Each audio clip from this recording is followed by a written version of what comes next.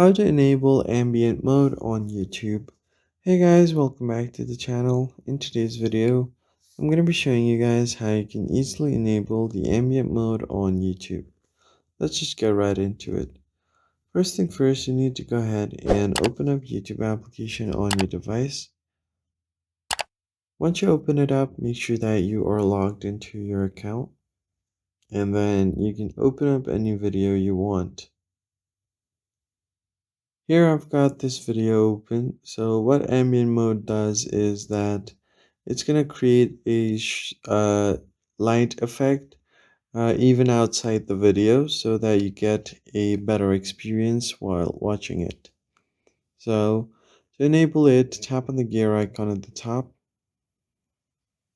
and then from there you can tap on more, and you can see the ambient mode right here. Make sure that the toggle is turned on. Just tap on it, and as you can see now, the ambient mode is turned on.